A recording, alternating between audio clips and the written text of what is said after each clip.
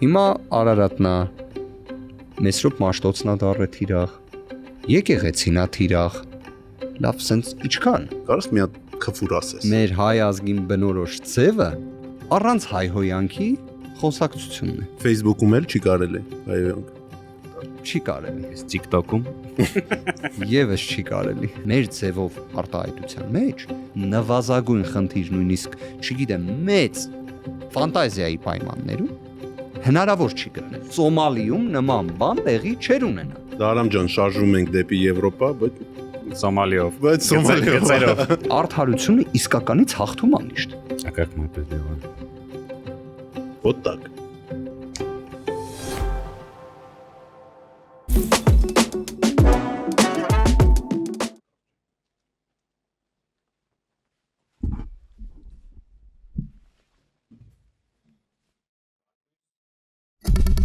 Լավ ջան, привет։ Բարետույց, Սարգիս։ Ոնց ես։ Լավ, դու ոնց ես։ Տենց, Նարեկը հրաժարվեց այսօր գալ մեր մոտ։ Ինչի։ Ասես մինչև 100,000 դիտում չհավաքեք չեմ գալու։ Էս այլի փոխում է մարդկանց հայտնիությունը։ Բա ինչ անենք, որ Ինձ թվում է մեզ մի քիչ էպատաժա պետք։ Կարս մի հատ քֆուր ասես։ Հա, կարամ։ Ես ձեր սաղին սենց հատիկ սաղի սենց ոնց էր։ Շատ տպավորիչ։ Կլինի դիտումներ։ Կլինի։ Անտիր, всё։ Մի հատ ռանդոմ հարց քեզ ունեմ։ Давай։ Քեզ թվում է ով է ամենահայտնի մարդը պատմության մեջ։ Ну, Տարոն Չախոյանին չհաշված։ Չէ, դե իրան չհաշվենք դժվար է ասել։ Ну, այդ դեպքում երկրորդ տեղով Ալեքսանդր Մակեդոնացին է։ Ինձ թվում է Մայքլ Ջեքսոնը կամ Մեսին։ Okay, դա կստուգենք հենց ընթացքում։ Բայց երրորդ բաժակում համար է այսօր։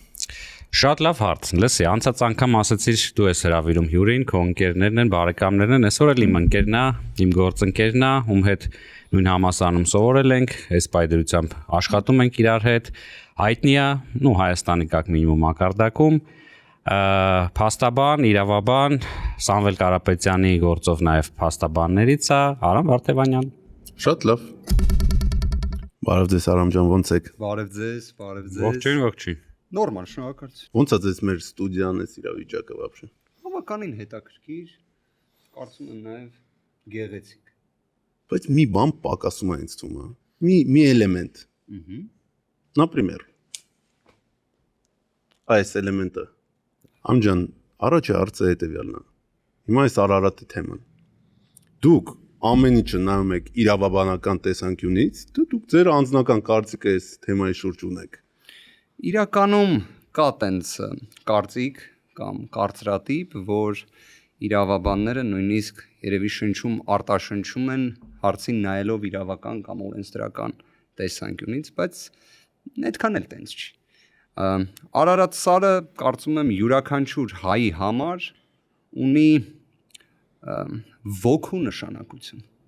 Դա մեր ազգային էթնիկ կոդի բաղադրիչն է։ Արարատ սարը եթե իրավական տեսանկյունից նայենք, որևէ իրավական խոչընդոտ չկա, որ մենք Արարատ սարի մասին խոսենք, Արարատ սարը լինի մեզ, այսպես ասած, նույնականացնող, հայ ազգին նույնականացնող նշանակություն ունեցող, որևէ իրավական խնդիր չկա։ Ինձ համար նաև այնպես է ստացվել աշխատանքի վայրը, որտեղ մեր գրասենյակն է գտնվում, այնտեղից առիթ ունեցել եմ Լևոնին էլ ցույց տվել եմ, Արարատ սարը շատ լավ երևում է եւ կարելի ասել աշխատանքային օրվա ընթացքում երբ պահ ես ունենում նայել Արարատին ոգեշնչվում ես ոգու հանգամանքը կարծում եմ ցանկացած ազգի համար չափազանց կարեւոր է եւ եթե դու փորձում ես արհեստական կերպով արհեստական միջամտությամբ ոգին կոտրես երկու տարբերակ կա կամ չի կոտրվի կամ կոտրվելու դեպքում կարծում եմ ընդհանրապես պատմությունը ազգերի դրա վերաբերյալ տարբեր օրինակներ ունի։ Իհարկե, ողբերգական օրինակներ։ Ես կարծում եմ, որ դարերի վեր Արարատի նշանակությունը հայ ազգի համար այնպիսին է եղել, որ որևէ մեկը չի կարող կոտրել դա, որևէ մեկը չի կարող կտրել դա կամ հանել դա։ Ուղղակի դա անհնար է։ Իմ կարծիքը դա է։ Ու вообще ոնց եք մտածում այս թեման, այս արհեստական թեման, ինձ թվում է իհարկե արհեստական։ Ինձ թվում է եկեղեցու հարձակումից հետո Էսի երկրորդ թեման է եղել, որի շուրջ ժողովուրդը ինչ որ կոնսոլիդացիա է տեղի ունեցել, որ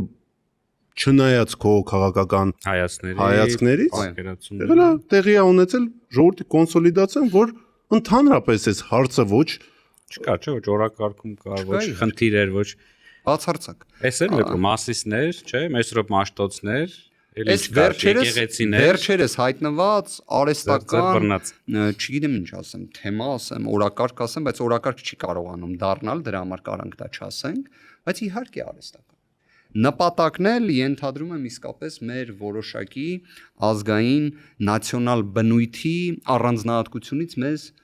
տրոհելն է։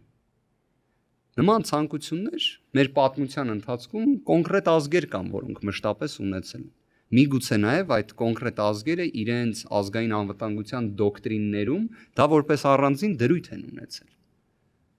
Հիմա հարց է առաջանում, իսկ ինչի մենք ինքներս մեզ պետք է վնասենք, որովհետև ինչքան էլ բնականաբար նման տեսակ հարցերը քաղաքական, այսպես ասած, իշխանական դիրքերից հանդես եկողներն են նետում շրջանառության մեջ, բայց այնպես չէ, որ դա շատ ճիշտ նշեցիք, ունի հանրային աջակցություն, այսինքն այնպես չէ, որ հայ հասարակությունը այդ մոտեցումը կիսում է, բացարձակ։ Ես առնվազն տեսնում եմ, որ բազմաթիվ մեր հայրենակիցներ, որոնք հնարավոր է նույնիսկ իրենց քաղաքական համոզմունքի մեջ, օրինակ աջակցում են օրվա իշխանություններին, բայց իրենք Մասիս Սարը, Արարատ Սարը տեղադրում են իրենց Facebook-յան էջերում։ Բայց դեպքում ինչի է արվում։ Ինչի արվում, ինչի է ձեռ տալիս դա անել։ Ես կարծում եմ առնվազն ամենատարածված տարբերակներից մեկը նա է, որ դա պետք է լինի թուրքական պահանջ, օրինակ։ Թուրքերը ասենց նստած են ասում են, չենք պահանջել ընդհանրապես։ Բայց եթե ուզում եք, բայց իրականում այդպես ես որ պաշտոնական նման պահանջ չեմ տեսել, եթե նույնիսկ պաշտոնական նման պահանջ լինի, զավեշտալի վիճակում կհայտնվի հենց այդ պահանջ ներկայացնողը։ Այսինքն հիմա կներեք նույն այդ երկրի դեպքում լուսինը իրանք որտեղից կարող են օգտագործել, ինչ որ մեկը իրանց տենց իրավունք տվել է, կարող է հեղինակային իրավունքներ են ձեռք բերել լուսնից։ Իհարկե ոչ։ Ու մի բան էլ Արարատը իրանց համար ոչ մի նշանակություն չունի, սուրբ նշանակություն չունի, էսի մեր համար է, քրիստոնյաների համար է սրբություն։ Իհարկե։ Հենց դրա համար, երբ մենք խոսում ենք, որ Արարատը իսկապես մեր ազգային էթնիկ կոդի բաղադրիչներից է, դա բխում է նաև մեր քրիստոնեական արժե համակարգից։ Եվ լավ, նորություն չեմ ասի, բազմաթիվ մարդկանց մեր հայրենակիցներից շատերի անունը Արարատ է, մի քանիսինը Մասիս է։ Նույնիսկ հանրահայտ անձինք կան, օրինակ, որոնց անունը հենց այդպես է։ Հիմա ոնց խուսափել այդ անունից կամ այդ անվան օգտագործումից։ Կամ դրա մասին չի համարադրվել, էլի։ Ի պատիվ եւ ի շնորհիվ ինչի։ Իհարկե։ Հետևաբար ես առավել քան համոզված եմ, այս մի հարցը ձախողված հարց է։ Այս մի հարցում վստահաբար հաջողություն չեն ունենալու։ Շատերը կարող են ասել, որ մի շարք այլ հարցերում նման նախադասություն ասվել է, բայց տեղի է ունեցել հակառակը։ Ցավոք սրտի դժբախտաբար։ Բայց ես կարծում եմ արդեն կյանքը ցույց տվեց, որ չի հաջողել։ Կապում ենք, չէ՞, ասենք, ես ինչի նշեցի մաշտոցի հարցներ, էլի որ սենց հանրային հնչեղություն ստացավ, ցեղասպանության ճանաչման հարցը, որ ստացավ, չգիտեմ, նույն Արարատի հետ հարցը, սա այդ քո ասած կոդ է ինչ որ էլի, մեր ԴՆԹ-ի մեջ է կամ յետագիտակցության մեջ է արդեն ոնց որ ծնվելուց կա այդ ամեն ինչը։ Եթե մենք Արարատը լավ կապում ենք ըստ քո վարկածի այսպես մեկ պահանջի հետ, մնացածը ինչ են։ Եկեղեցին, մոռացանք էլ եկեղեցու հանդեպ սենց։ Եթե վերհիշենք, թե երբ սկսեց եկեղեցու նկատմամբ ամենաինտենսիվ գործողությունները, ապա որպես փաստ կարող ենք ֆիքսել, երբ վեհափառ հայրապետը բարձրաձայնեց Արցախի հարցի, Արցախի մեր հայրենակիցների իրավունքների հանգամանքները, որոշակի պահանջատիրական դիրքերից, ինչը նորմալ է։ Գիտեք, հաճախ վերջին շրջանում նկատում եմ, որ այնպիսի հարցերի վերաբերյալ կարծես խոսելը նույնիսկ վերածվել է մի վախենալու հանգամանքի, որ աբսուրդ է։ Այսինքն լավ, միջազգային իրավունքը արդյոք ոչնչացել է կամ գոյություն չունի։ Չէ, կարծես գոյություն ունի։ Հիմա միջազգային իրավունքը ունի կոնկրետ երաշխիքներ, թե ազգերի ինքնորոշման իրավունքի տեսանկյունից դրա տարբեր բաղադրիչներով։ Հիմա խոսել կոնկրետ ցեղասպանության,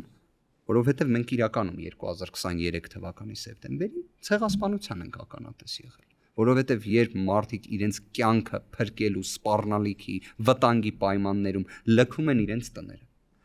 թողնում են նույնիսկ իրենց հարազատների գերեզմանները եւ դա անում են զուտ նրանից ելնելով, որ փրկեն իրենց կյանքը, որովհետև այդ իրավիճակներ այդ ժամանակահատվածում։ Հիմա խոսել մեր հայրենակիցների, Արցախի մեր հայրենակիցների իրավունքների մասին, դրանում ինչ խնդիր պետք է լինի, չէ՞։ Այսինքն ստապ որ նայենք, բայց այնպես ստացվեց, որ վեհափառի այդ խոսքը քննադատվեց Ադրբեջանում, Ադրբեջանի հոգևոր, այսպես ասած, առաջնորդի կողմից, քաղաքական դերակատարների կողմից,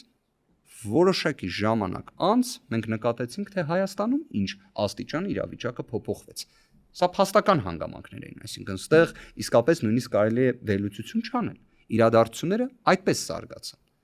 Հետևաբար պատասխանը երևի թե թաքնված է հենց այդ իրադարձությունների մեջ։ Այն, որ մենք ունենք որպես ազգ արժեհամակարգ, կոդ, ԴՆԹ-ի բաղադրիչ, իդեպ ԴՆԹ-ն մի առանձին թեմա է, մի օր կարելի է դրա մասին էլ խոսել, բայց դրա մեջ միջամտություն չես կարող անել։ Դե չի ստացվում։ Ես համոզված եմ չի ստացվելու։ Լավ, մի քիչ բան անենք, ասես լուրջ ծանր թեմաներից սկսեցինք, մի քիչ թեթևացնենք։ Մի հատ հարց ունենք։ Մենք սկսելուց առաջ մինչև քո այստեղ գալը մի հատ էքսպերիմենտ արեցինք, որի մասին սկսել եմ հիմա մի քիչ ոնց որ փոշմանել, էլի Սարգիսի ծուղակի մեջ ընկա։ Ասեց որ դիտումները շատանան մեր, պետքա քֆուր տաս։ Ես էլ չմտածելով արտաբերեցի։ Հիմա մտածում եմ մեր մոտ քանի որ լղոզված է մի քիչ դարել այդ ինչը կարելի է ասել, ինչը չի կարելի ասել, այսօր երևի տասնյակներով, հա, դատական գործեր կան մարդկանց նկատմամբ, որոնք ինչ որ արտահայտություն են ասել, կարծիք են ասել, միտք են արտաբերել ու քրեական գործ, ինչով քրեական գործ իր ամբողջ հետևանքներով։ Հիմա որպես փաստաբան եմ արդեն քեզ մեզ խորհուրդ տուր, ինչ անենք, որ քեզ այսօր չկալանա որ ոչ մեկի սա էլի սենց հանգիստ ապրենք։ Առաջինը միանշանակ Լպասն այդ պաուզա տորել այստեղ։ Մի րոպե լռենք էլի։ Դու հետո կասես, որ ամենաապահով ձևը է սա։ Ամենաապահով ձևը միանշանակ դա հայհոյանք չտալն է։ Ես իսկապես կարող եմ ասել, տարբեր իրավիճակներում եղել եմ, երբ Facebook-ում էլ չի կարելի հայհոյանք չի կարելի։ Այս TikTok-ում Եվս չի կարելի։ Կարծում եմ իսկապես ամենաճիշտ, նաև, չգիտեմ, կարծում եմ մեր հայ ազգին բնորոշ ձևը առանց հայհոյանքի խոսակցությունն է։ Իհարկե հիմա դուք կարող եք ասել, իսկ երբ opinion maker-ները կամ opinion leader-ները նույնիսկ Facebook-ում կամ TikTok-ում կամ այլ հարթակներում նույնիսկ ուղիղ եթերում հայհոյանք են տալիս, բա դրան արձագանքը որն է։ Կարծում եմ դա երևի թե ժամանակակից տրենդերի բացասական կողմերից մեկն է։ Այնպես չէ, որ միայն Հայաստանում է այս իրավիճակը։ Ես նկատել եմ նաև հիմա ամեն դեպքում օրինակ ԱՄՆ-ում, որը խոսքի ազատության ամենաբարձր աստիճան ենթադրող երկիրն է, այնտեղ նույնիսկ Օսկարի մրցանակաբաշխություններ, եթե չեմ սխալվում, շատ հայտնի դերասաններից մեկը իր ելույթի ընթացքում ուղիղ հայհոյանք ներկայացրեց իրենց նախագահին։ Եվ այնպես չէ, որ հենց այդ երեկո վերջինիս ձերբակալեցին, պայմանական ներկայացրեցին կալանքի միջնորդություն, մակագրվեց Էվերեստ Մելքոնյանին օրինակ եւ վերջինս սկսեց քննության առարկա դարձնել։ Այդպես չի եղել։ Իդեպ որևէ մեկը նման նույնիսկ միտք չուներ։ Իհարկե, եթե Ամերիկայի իրավապահները որոշեն հայաստանյան փորձը ուսումնասիրել, բայց այստեղ լուրջ կոնֆլիկտ կա, որովհետև Հայաստանի Հանրապետությունը համարվում է ժողովրդավարության բաստիոն, այսինքն մրցակցելով նույն օրինակ ԱՄՆ-ի կամ եվրոպական օրինակ երկրների հետ, բայց մեզ մոտ դրա համար ձերբակալում են եւ իհարկե հենց օրինակ Մասիսը Մելքոնյան դատավորներից բազմաթիվ նման կալանքի որոշումներ ունի կայացրած, անտեսելով խոսքի ազատությունը։ Բայց լավ, ի վերջո ո՞րն է այդ սահմանը։ Կրկին վերադառնալով առաջին արձագանքից, իհարկե դա չանել։ Իսկ առհասարակ Առհասարակ, որտեղ անցնում սահմանը, ինչը կարելի է խոսալ, երևի թե հետևյալը ձևակերպեմ։ Եթե մենք խոսում ենք նման տեսակ կտրուկ ձևակերպումներով, առաջինը եվրոպական դատարանի երևի թե օգնությանը որ դիմենք, այստեղ գալիս է անձը ում է հասցեագրված դա։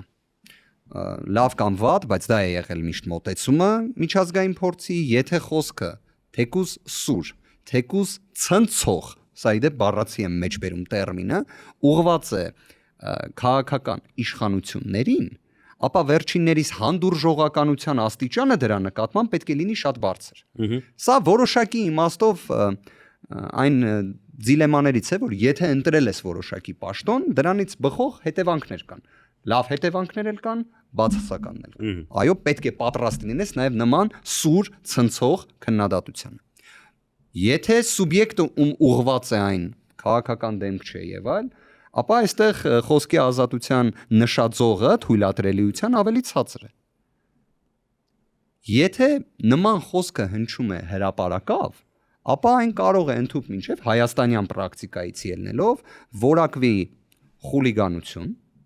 սա շատ բարդ իրավական մեկնաբանություն է իմ կարծիքով, որովհետև խուլիգանությունը ամեն դեպքում ենթադրում է դիտավորության մի ուրիշ աստիճան։ Իսկ պետք է հենց դիտավորությունը լինի խուլիգանություն անելը, ոչ թե խոսակցության ընթացքում նման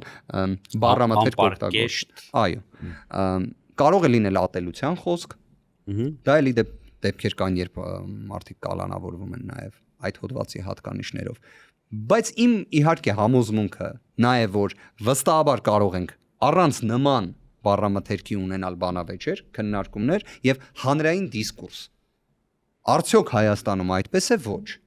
Երբ է դրա սկիզբը դրվել, եկեք անկեղծ լինենք, սա էլ նորություն չէ, իսկապես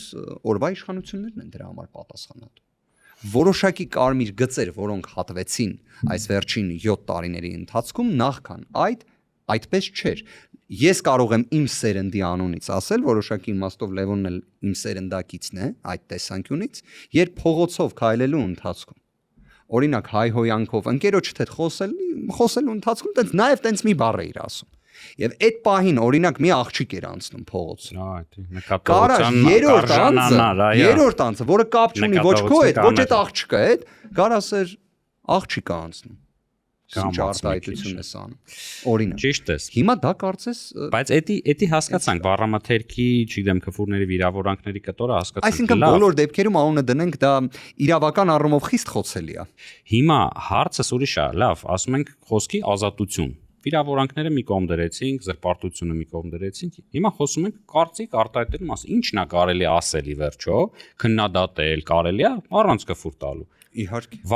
Վատ իմաստով, այսինքն խիստ սուր քննադատել։ Սուր քննադատությունը անհրաժեշտություն է ցանկացած պետության համար։ Եթե չի լինում սուր քննադատություն, չի կարող լինել զարգացում։ Իդեպ սուր քննադատությունը կարող է լինել հիմնավոր, կարող է լինել անհիմն, կարող է լինել փաստարկված, կարող է լինել առանց փաստերի, բայց դա բոլոր դեպքերում առաջացնում է այն դիսկուրսը, կարծիքների բախումը, դե մի քիչ տրիվիալ բան եմ ասում, բայց որի արդյունքում ծնվում է ճշմարտությունը, ծնվում է շատ լավ լուծումը։ Դե եթե խոսքի ազատության բաղադրիչը նայենք առաջնային, լավ ինչի համար է ծնվել խոսքի ազատությունը, դա քննադատական խոսքի համար է։ Եվ քննադատական խոսքը ոչ թե ուղղված պայմանական X կամ Y խմբին, այլ իհարկե իշխանություններին։ Այսինքն դա էլ գալիս է, եթե այսպես դիտարկենք այն տերմինը կարելի է ասել թարգմանաբար դա է ամենասազեկանը, բայց հասարակության եւ իշխանության միջև քաղաքացիական պայմանագրից։ Մի քիչ տենց կարելի է մի հատ հարց տամ, ես բնականաբար իրավաբան չեմ, բայց հիմա սենց ինձ թվում է ժողովուրդն էլ զարմանում է ինչու համար։ Մենք կարանք ասենք, որ Սամվել Կարապետյանը հեսօր կալանավորված է 2 բարի համար։ Առաջինը մեր ձևով բարի համար։ Առաջինը հետևյալը ձևակերպեմ։ Ես այդ հարցը, որը ոնց նշեցիք նաև ժողովրդին էլ է հետաքրքիր, դատական նիստերի ընթացքում բարձրաձայնել եմ։ Բարձրաձայնել, օրինակ, լավ որն է այն արտահայտությունը, որտեղ մենք ունենք 25 վայրկյան տևող հարցազրույց, որը բոլորը տեսել են, կարող նայեն YouTube-ում, կարելի է ասել դրա անգլերեն, ընդհանուր մինչև ֆրանսերեն թարգմանություններն էլ կան, հասանելի են։ Դրա մասին խոսել են ԱՄՆ հեղինակավոր մասնագետներ, ընդհանուր մինչև կոնգրեսական Այսինքն բացի իրավաբանից, նաև հեղինակավոր մասնագետներ հեղինակություն վայելող անձինք։ Ֆրանսիայից մի շարք անձինք խոսել են դրա մասին, այդ թվում հեղինակություն վայելող փաստաբան, իրավաբան, օրինակ Շարլ Կոնսինին։ Դե իհարկե բոլորի մոտ հետեւյալ հարցն է առաջանում։ Լավ, ո՞րն էր այստեղ այդ իրավական խոցելիությունը։ Չէ, ես ուրիշ հարց ունեմ, Արամ ջան։ Նայ, եթե ես կամ բազմաթիվ մարդիկ Հայաստանի կեսը հիմա նույն բառերը կրկնում են։ Ինչու Սամվել Կարապետյանը կալանավորված է, իսկ բոլորը ով նույն բառերը կրկնում են ոչ։ Մի հատ կներես մինչև պատասխանել երեք ծովագյուղում էին գտնվում, Սևանով, Գեղարքունիքով շրջում էինք, այնտեղ բնակիչների մի խումբ ասեց, գիտեք, այդ մեր ձևով մենք էլ ենք սաղս օգտագործում։ Եթե դրա համար նստեցնեն, այս գյուղը ասում է դատարկ մնալու էր, մի հատ տուն չէր լուծված, մենք շատ ենք այդ կիրառում։ Եկեք հետեւյալը ասեն, Սարգիս ջան, Լևոն ջան։ Մենք երբ հարցնում ենք քննիչին, հարցնում ենք դատարանին, լավ ի վերջո ո՞րն է այս նախադասության մեջ, նու երկու նախադասություն ասենք, իրավական որևէ խոցելի կտորը, հա, հատվածը, լավ ո՞րն է։ Որովհետև եթե օրինակ դուք բերում եք, որ բազմաթիվ մարդիկ օգտագործում են մեր ձևով արտահայտությունը, հուլիսի 4-ին, երբ հանրահավաք էր տեղի ունեցել ի աջակցություն Սամվել Կարապետյանին, հազարավոր մարդիկ էին գոռում մեր ձևով, հազարավոր մարդիկ ասում էին, որ եկեղեցում պաշտպանելու ենք մեր ձևով, եկեղեցու կողքին են կանգնած մեր ձևով եւ այլն։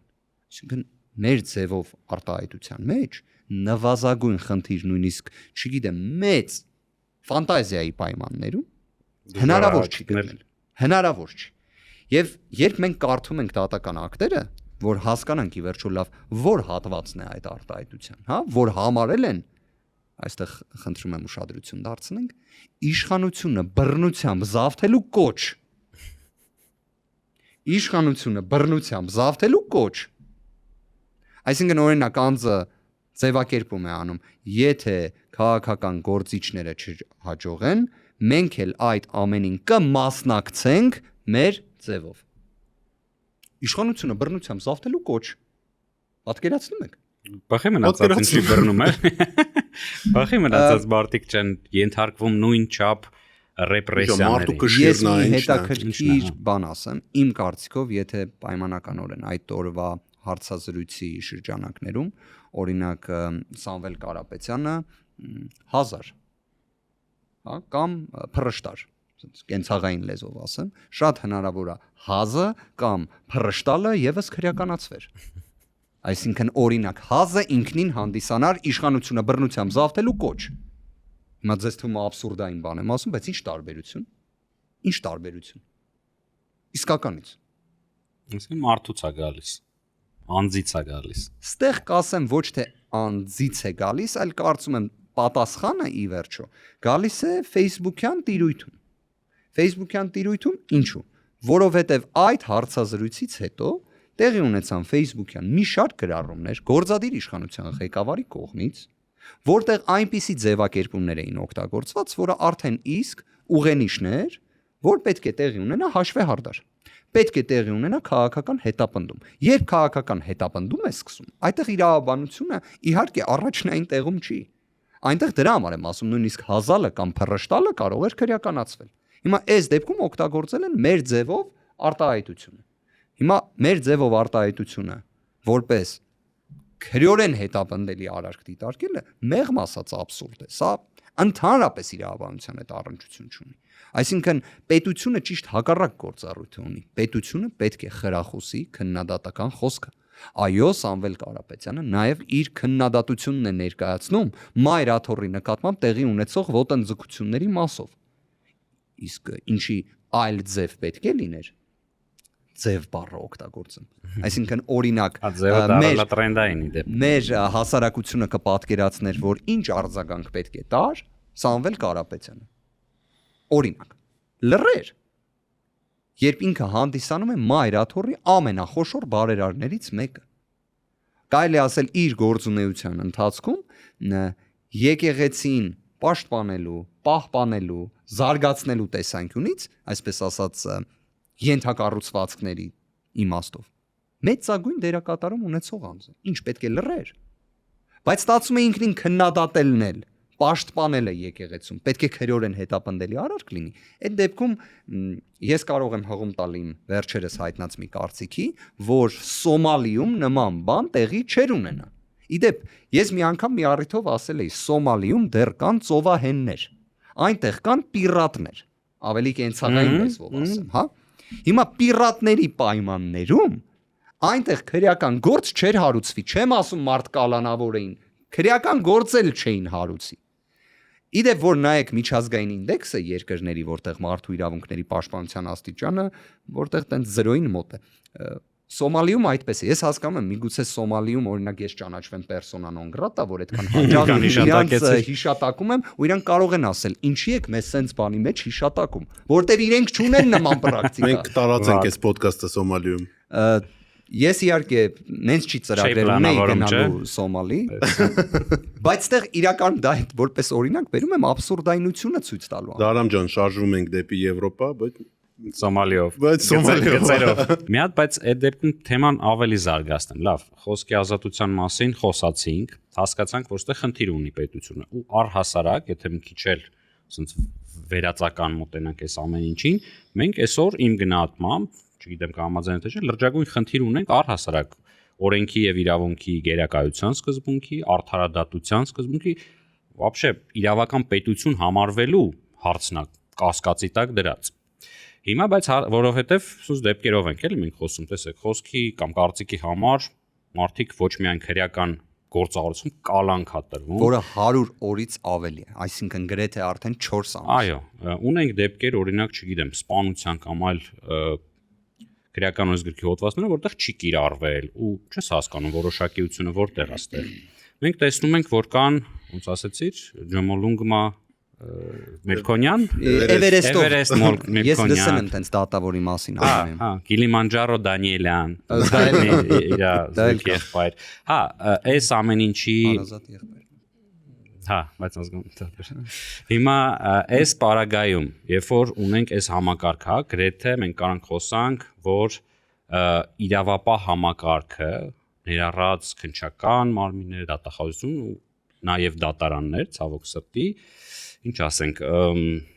մեկ խմբակի ոնց որ ձևով է սարքած, կամ իրեն է ծառայում։ Լավ, խմբակի Փոքրիկ խմբակի, այո, սրան էլ կանրադառնանք։ Հիմա հարց առաջանում, իմ մոտ կոնկրետ հարց կա։ Այդ ունի սուբյեկտիվ եւ օբյեկտիվ երևի պատճառներ։ Սուբյեկտիվ պատճառներից մեկը հիմա տենց մարդա կամ մարդիկ են եկել, ասում են, սենց պետք է, սենց ենք տեսնում ճիշտ կառավարումը եւ այս համակարգը իրենց ձևով են տանում։ Բայց արդյոք մենակ սուբյեկտիվ է այստեղ խնդրեմը, այլ ոչ թե օբյեկտիվ։ Այսինքն մեր պետական համակարգը այնպես է կառուցված, որ սրա դեմը չեն կարող առնել։ Չկա այդ սիստեմը сдержек и противовесов, հա, այսինքն ի սկզբանե միգուցե սխալ համակարգի մեջ են գործում, չէ՞, որ օրենսդիրը գրելուց ինչ որ մի բան է մտածում, որ սենց պետքա պետությունը գոյատևի։ Արդյոք իրանք մենակ պոզիտիվ սցենարներով են շարժվել, ասել են դե որ ճիշտ լինի, սենց կլինի, այս դատարաններն են, այս դատախազությունը եւ այլն։ Եվ չեն դիտարկել ծայրահեղ սցենարները, երբ որ գալիս է օրինակ դիկտատոր հայերեն ոնց է, բռնապետիկ, բռնապետրոս այդ բառը ֆիքսենք։ Բռնապետրոս է գալիս եւ այսպես է ուզում վարել։ Այդտեղ քո կարծիքը եւ մեկնաբանությունը էլի, այդտեղ չունենք խնդիր։ Շատ անկեղծ կպատասխանեմ, կարծում եմ երևի թե մեր պետականության ձևավորման պահից իրավապահ համակարգը կարող էր ավելի ճիշտ, ավելի ամուր, ավելի անխոցելի սկզբունքների եւ մեխանիզմների վրա կառուցվեր, կարծում եմ այո։ Այդպես է եղել ոչ։ Եվ դրա հետևանքները նաեւ երևում են հենց այսօր։ Ես օրինակ քննիչների եւ դատախազների մասով ոչ թե իրենց պաշտպանելու տեսանկյունից, այլ օբյեկտիվ իրականության մեջ մեկ հանգամանք պետք է նշեմ։ Իրենք բոլոր դեպքերում հանդիսանում են պետական ծառայողներ։ Այսինքն հանդիսանում են մեկ գերատեսչության մաս։ Այդ գերատեսչությունն էլ հարց է առաջանում, արդյոք ունի բավարար երաշխիքներ լրիվ անկախ գործելու։ Չունի։ Օրինակ որը կարող էր լինել նման մեխանիզմը, որ պատկերացնենք քննչական կոմիտեի նախագահը ոչ թե նշանակվում է կառավարության որոշմամբ, այլ մեկ այլ ձևով։ Դա արդյոք կարող էր բերել վերջինիս անկախության աստիճանի բարձրացմանը, կարծում եմ այո։ Նույն ձև դիտարկենք դատախազությունը։ Միջազգային փորձը, որ ուսումնասիրում ենք, ԱՄՆ-ում, այսպես ասած բարձրաստիճան դատախազները, district attorney-ները, իրանք ընտրվում են։ Այսինքն կարելի ասել ժողովրդից մանդատ են ստանում եւ հաշվետու են լինում հենց ժողովրդին։ Նույնը նաեւ դատավորները։ Ուղղակի դատավորների մասով նույն փաստարկը, որը բերեցի քննիչների եւ դատախազների մասով, որը իդեպ այդ փաստարկը բնավ չի ազատում որևէ մեկին պատասխանատվությունից, եթե կատարել են ապօրինի գործողություններ, բնավ չի ազատում։ Բայց դատավորների դեպքում մենք ունենք երաշխիքների շատ ավելի բարձր աստիճան։ Այդ մեխանիզմը դատական իշխանության անկախության կարող էր ձևավորվել։ Կարծում եմ այստեղ շատ մեծ նշանակություն կարող էին ունենալ անհատները։ Կոնկրետ դատավորներ, որոնք կարող էին լինել համայնքի առաջնորդները, որ պատկերացրեք, մի դատավոր ուզում է լինել այն մի դատավորի պես։ X-ը ուզում է լինել B-ի պես։ Հերոսներ լինեն, այսպես ասած։ Բայց դե հերոսների հույսով չեն կա։ Եկեք սենց պատկերացնենք, եթե ժամանակին լինեին այդ հերոսները, իրենք կկարողանային արդեն այնպիսի մի ֆունդամենտ ապահովել, որը քանդելը կլիներ շատ դժվար։ Ես համոզված եմ, որ մենք այդտեղ ունեինք մեծ շանս, որը ցավոք սրտի չենք կարողացել ունենալ։ Հիմա այսօրվա իրավիճակում մեզ միանշանակ մեղմ ասած պետք են լրջագույն դատա իրավական բարեփոխումներ։ Բայց դեռ գալիս ենք մի շատ հետաքրքիր դիլեմայի։ Ասում են, որ ցանկացած իշխանություն ի սկզբանե նման խոստմամբ է, չէ՞, հանդես գալիս։ Հետո երբ դառնում է իշխանություն, այդտեղ սկսվում է դիլեման։ Լավ է, որ դատարանները լինեն անկախ։ Պետության համար, պետականության համար դա ոչ թե լավ է, դա անհրաժեշտ է։ Դա կարծես թթվածինը լինի, որովհետև գործադիրը կարող է սխալվել, օրենսդիրը կարող է սխալվել, շատերը կարող են սխալվել, քննիչը եւ դատախազը կարող է սխալվել, միտեղ չարամտորեն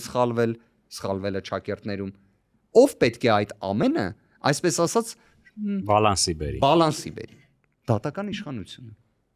Իդեպ բոլոր այն երկրները, որտեղ դատարանները իսկապես անկախ են,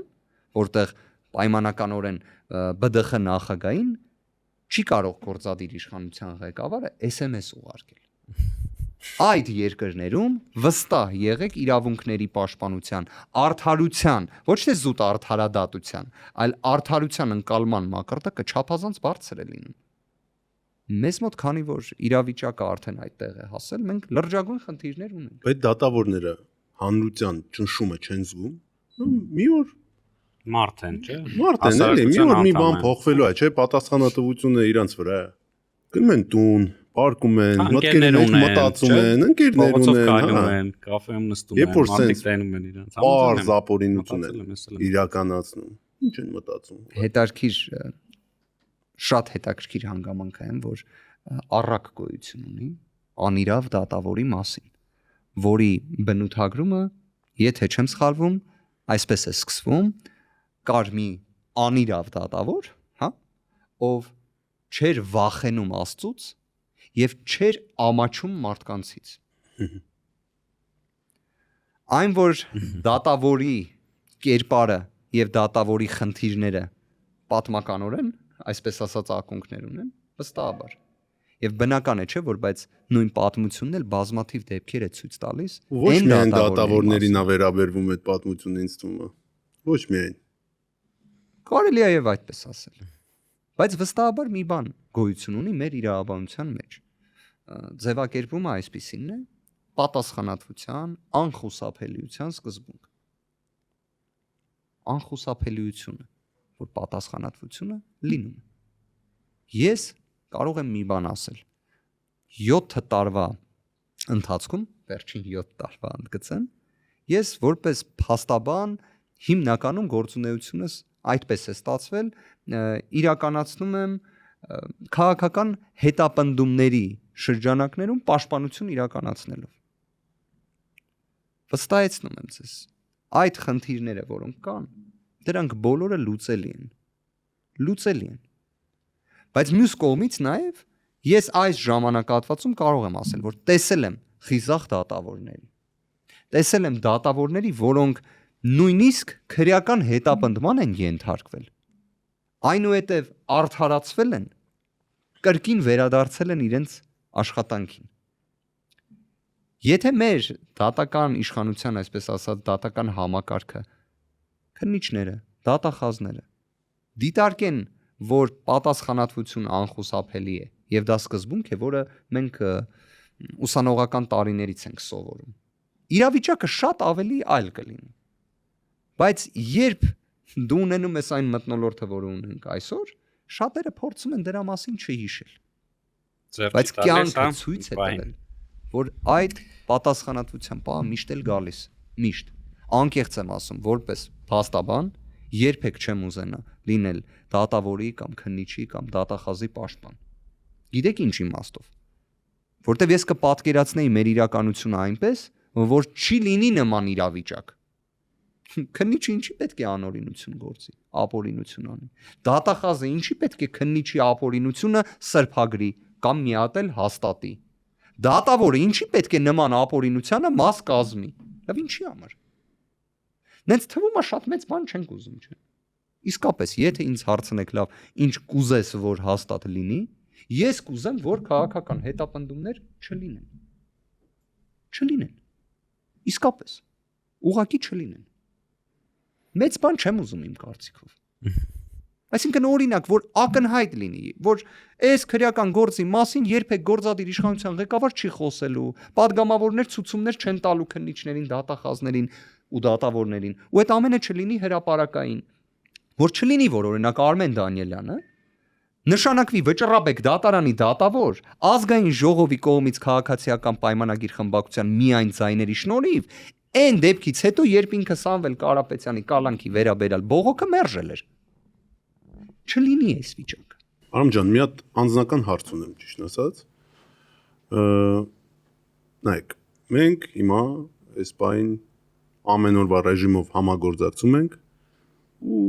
մեկ վերջի սաբշինյան, որ իրա գրում ենք, դա գիշերվա 3-ին է։ Ինը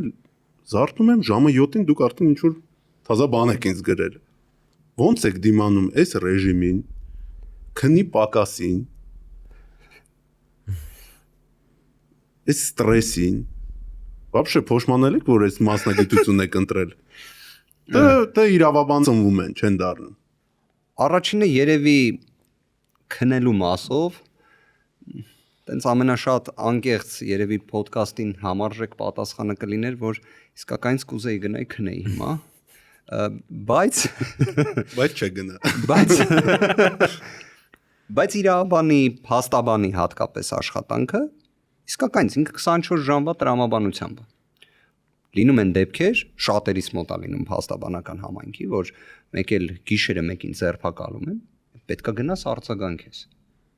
Օրինակ գիշերը ունենում ես դատական նիստ։ Այդ ռեժիմին սովորում ես ժամանակի ընթացքում։ Ստրեսը հաճելի է ոչ։ Այդ հաստատ։ Բայց մյուս կողմից էլ այս մասնագիտացումը, այս մասնագիտությունը այդ ամեն ինչը իրանից ենթադրում է։ Ես երբ որոշել էի դառնալ իրավաբան, ես ինձ չեմ պատկերացրել փաստաբանի դերում։ Այսինքն այդ չէր այն աշխատանքը, որը ես պատկերացնում էի։ Իրավաբանի մասնագիտացումը, մասնագիտությունը ընտրելը ավելի շատ երեխա ժամանակ տարբեր դետեկտիվ կինոներ նայելուց էր, իսկականից,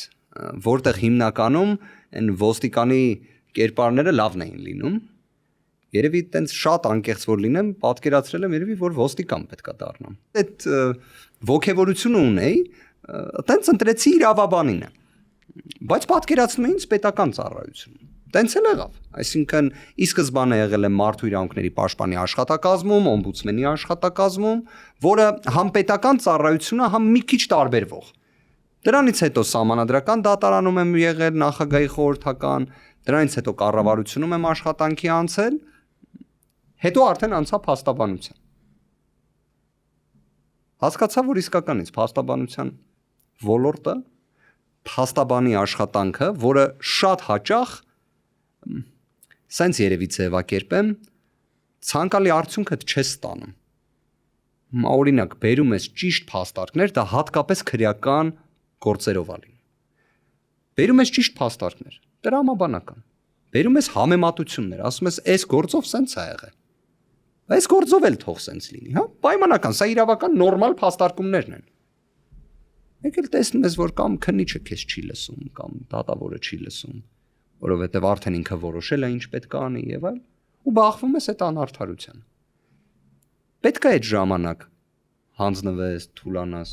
չէ։ Օրինակ կարաս դա օգտագործես հակառակ տեսանկյունից, որպես լրացուցիչ ստիմուլ։ Սա նշանակում է, որ ձեզ համար, քո համար բաժակը միշտ կիսա լծված է, ոչ կիսա դատարկ է։ Արամը մտնում է իմ անձնական օպտիմիստների top 3 ցուցակի մեջ։ Քանի որ էդի անենց բանը դու չես կարա դա խաղաս, չես կարա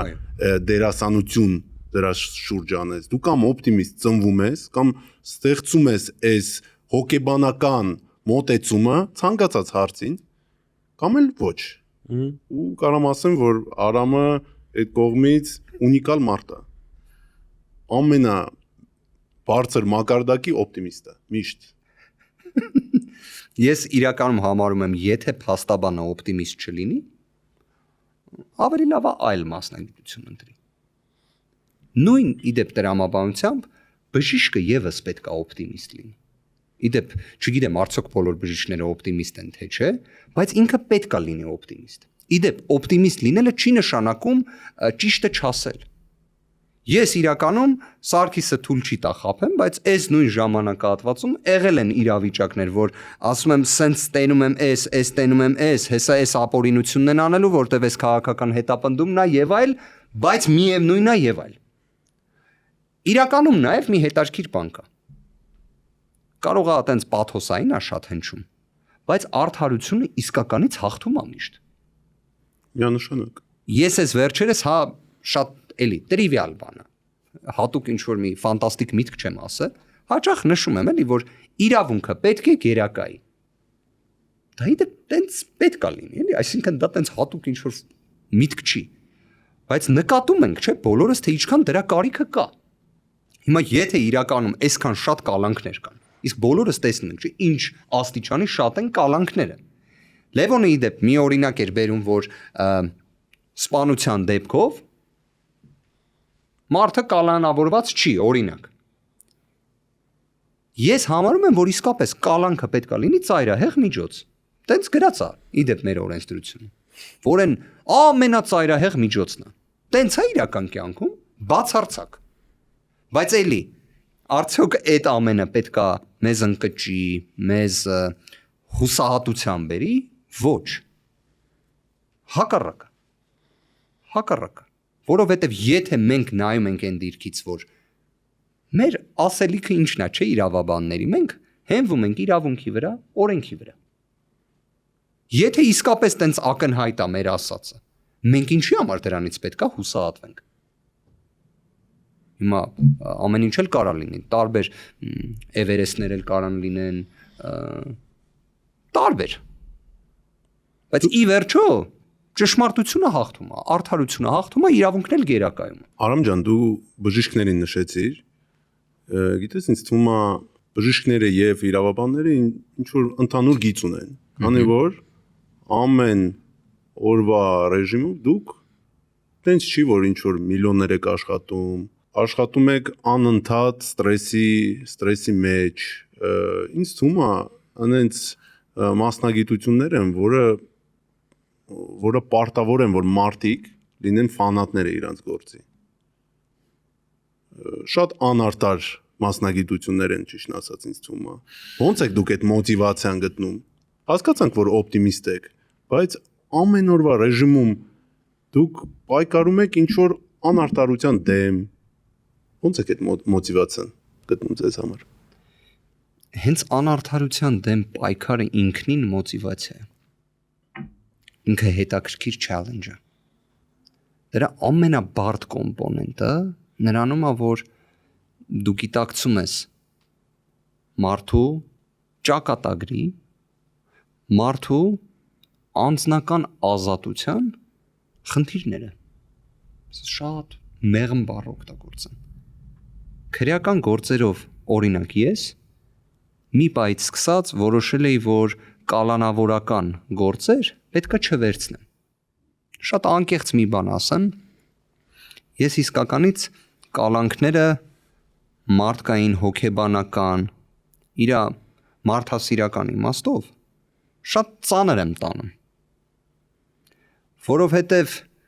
մի բան է, երբ դու հանդիպում ես մարդու, որ կալանավորված է, ով օրինակ գիտի ինչի համար է կալանավորվել։ Լրիվ այլ է, երբ դու գալիս ես հանդիպում ես կալանավորված անձի, ու ինքը գիտի, որ իրան ապօրինի են կալանավորել։ Դու էլ գիտես, որ իրան ապօրինի են կալանավորել, ու այդ կալանքը դեռ պահպանվում է։ Փաստաբանի համար դա շատ ծանր իրավիճակ է։ Իդեպ, փաստաբաններ կան, որոնք կարողանում են էմոցիան որոշակի իմաստով անջատեն։ Դուք կարող եք։ Չէ։ Իրականում չեմ կարողանում։ Ես ընդհանրապես ինձ ճանաչողները գիտեն, ես էմոցիոնալ մարդ եմ։ Մեր գործի մեջ էմոցիոնալ լինելը կարևոր է։ Հա։ Իրականում այո։ Դա հենց գործի ֆանատ լինելու տեսանկյունից ինքը շատ էլի քեզ օգնում է։ Մենք համեմատեցինք իրավաբաններին բժիշկների հետ, նաև ես ուզում եմ համեմատեմ հոգեբանների հետ, քանի որ ինձ թվում է լավ իրավաբանը, մանավանդ փաստաբանը պետք է կարողանա ստեղծի ինչ որ պսիխոլոգիչեսկի պորտրետ, հոգեբանական պորտրետ այն մարդուն, ում պաշտպանում է։ Ու պետք է շատ արագ դա անի։ Դուք օրինակի համար, որ ինչ որ մարդու հետ համագործակցում եք, դուք հասկանում եք ով է ձեր դեմ կանգնած։ Ժեստերից, միմիկաներից, պայելաձևից դուք ստեղծում եք ձեր անձնական կարծիքը այդ մարդու մասին։ Միանշանակ, ուղղակի փաստաբանները մի հատ առավելություն ունեն այդ իմաստով, եւ իհարկե ինձ համար հոգեբանության կոմպոնենտը չափազանց կարևոր, իսկականից։ Բայց փաստաբանը առավելությունը ինչու՞մն է։ Առաջինը փաստաբանը եւ իր վստահորդի ցանկացած խոսակցություն պաշտպանված է կոնֆիդենցիալությամբ։ Դա իրականում արդեն իսկ ստեղծում է մի այնպիսի մթնոլորտ, երբ դու կարողանում ես անկաշկանդ խոսել։ Այսինքն քո վստահորդը քեզ վստահում է։ Դու էլ իրան պետքա վստահես։ Բայց միաժամանակ կարողանա ստեղծել այնպիսի պայման, այնպիսի մթնոլորտ, որ իրականում լինեք իրար հետ ազնիվ։ Սա չափազանց կարևոր է։ Դուք հասկանում եք, երբ ձեր հաճախորդը ազնիվ ձեզ հետ թե ոչ։ Այո։ Կարող եմ դա ասել։ Եվ կարող եմ մի բան էլ տենց էլի կարող է ձեզ թվա ուտոպիստական բան եմ ասում, բայց ես այդ կարևոր կոմպոնենտի խնդիրը երբեք չեմ ունեցել։ Իդեպ հետաքրքիր բան ասեմ, եթե փաստաբանը եւ վստահորդը անգլերեն ավելի գեղեցիկ է հնչում on the same page չեն, այսինքն մեկ էջի վրա չեն, մեծ խնդրեմ է դա։ Օրինակ նույն դատական նիստի ընթացքում դա զգացվելու է։ Եվ դրանից օգտվելու է թե դատավորը, թե քննիչը կամ դատախազը արդեն ըստ փուլի։ Կամ եթե քրեական գործ չի քաղաքացիական գործը, քո դատավարական հակառակորդը, օպոնենտը։ Չափազանց կարևոր ծետալ է։ Օրինակ իհարկե չեմ կարող չասել, իմ մոտ եղել են դեպքեր, երբ օրինակ ես ներկայացրել եմ դիրքորոշում, նախապես քննարկված եւ այլ մի քաղաքացիական գործով։ Վստահորդդ վերականում այդ պահին մի քիչ այլ դիրքորոշում է տալի։ Այդ էլ ինչի հաշվին է օրինակ լինում, որտեղ այն մյուս փաստաբանը փորձում է նենց մի քանի հարց դնի, մի քանի դիրքորոշում դնի, որը օրինակ էմոցիոնալ մի կոմպոնենտ է մեջը բերում, ու քո վստահորդը էմոցիոնալ ռեակցիա է տալի։ Շատ վատ է։ Այդ իրավիճակը վատ է։ Մի հատ ձեր խոսքը ասում պարզ բաներով կտրեմ էլ, կոնկրետ օրինակով դու Սամվել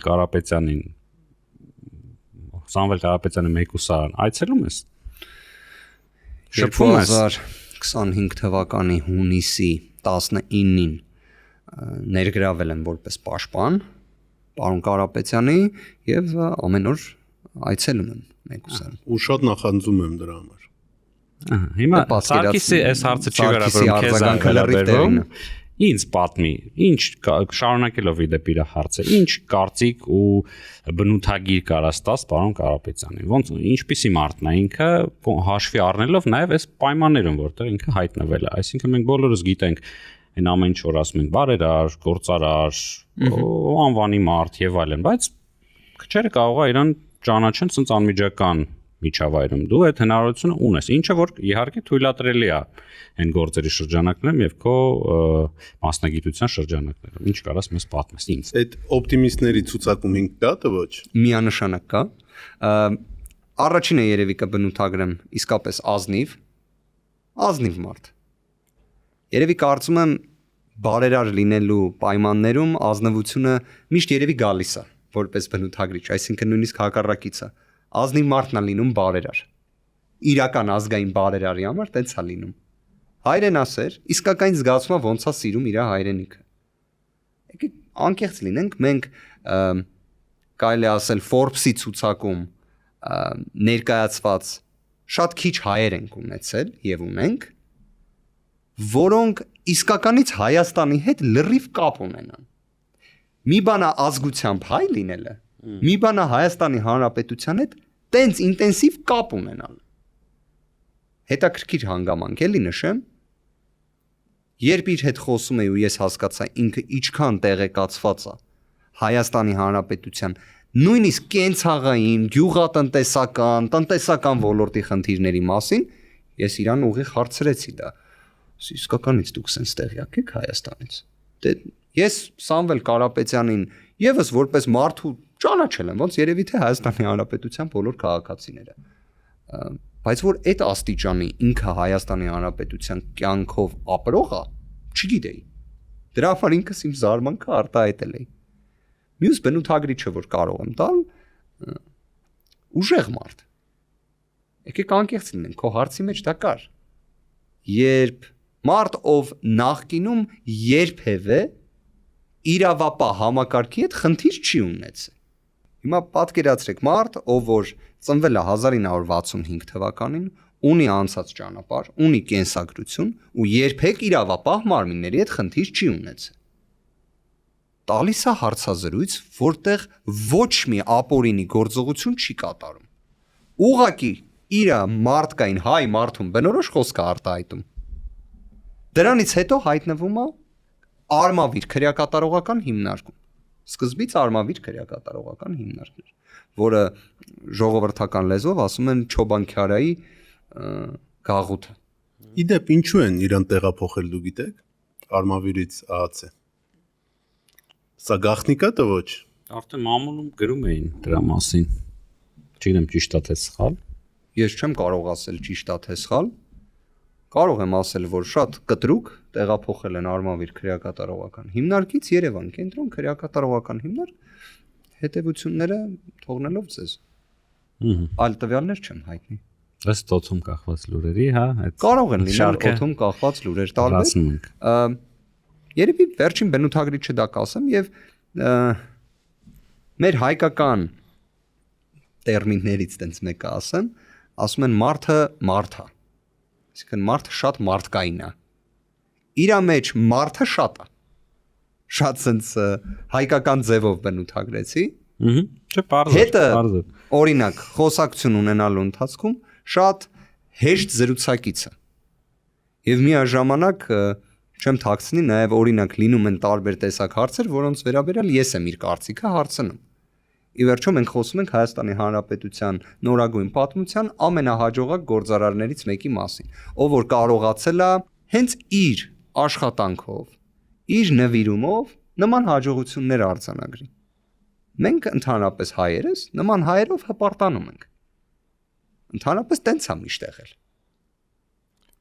2025 թվականին մենք տեսնում ենք, որ 100 օրից ավելի Սամվել Կարապետյանը բոլորը, այսինքն մենք ցանկացած անձին երբ հարցնում ենք, օրինակ ինչ կասես Սամվել Կարապետյանի մասին, երևի առաջին արձագանքներից մեկը իհարկե տաշիր բառն է, եւ որից հետո գալիս է ազգային բարերար։ 100 օրից ավելի տևող կալանք։ Սա մեզ լավ է բնութագրում։ Բայց մի հատ էլ կարևոր բան ասեմ։ Քրեական գործերով շատ կարևոր նրբություն բացահայտեմ։ Փաստաբանին հոգեբանական իրավիճակը գնահատելու, լուծումներ գտնելու պարտականությունը վրա է հասնում, երբ դու հասկանում ես, թե ինչքան ծանր է մարդու համար կալանքը։ Այո, նորմալ է Ժորժ ջան, որ կալանքը իսկապես ծանր է։ Ես հասկանում եմ, որ այնքան մարդու են կալանավորում վերջին շրջանում։ Այսինքն լուրերով այնքան շատ են մարդիկ կարդում, այս մարդը կալանավորվել է, այս մարդը կալանավորվեց, այս մարդը կալանքի տակ է եւ այլ, այս բառերը շատ են լսում։ Բայց կալանքը ծայրահեղ ծանր պայման է։ Ծայրահեղ ծանր։ Մարդկային բարոյական բոլոր ասպեկտներով ինքը շատ ծանր երևույթ է։ Եվ փաստաբանի բեռը լինում է շատ ավելի ծանր, երբ դու տեսնում ես, թե քո պաշտպանյալը ոնց է այդ բեռը կրում, այսինքն այդ ծանրությունը տենում ես։ Հիմա անկեղծ ասեմ, Սամվել Կարապետյանի դեպքում ընդհանրապես այդ խնդիրը չկա։ Երևի թե դա այն բնութագրիչից էր, որ ասեցի ուժեղ մարդ, հա։ Իսկ նման հարց ընդհանրապես չկա։ Միշտ առաջին անգամ երբ տեսնում եմ ժպիտը դեմքին, իրար ստեսություն ասել, ժամանակ ժպիտը դեմքին։ Լսի, բայց այդ կալանքները, որ էս աճ ցախ sense տալիս են, հակառակ էֆեկտը չի ունենում, այսինքն մարդկանց մոտ են, որ ասում են սրան է տան, այն մյուսին է տան, որ կալանքը դարել է սովորական, եւ էլ չի վախացնում, այս մարդկանց ասած ինչ են, ինչից պետք է վախենան, էլ, այսինքն ավելի շատ որ կալանքի է իրանց վախերն է, էլ փոքրիկ խմբակի գործիք լինելու արժեքը իհարկե մեծ կորուստ է կրել։ Այսինքն այն իսկականից էլ դրանով մարդկանց վախեցնել չի լինում միանշանակ, բայց դա նաև ինչն եմ ուզում նշել, չի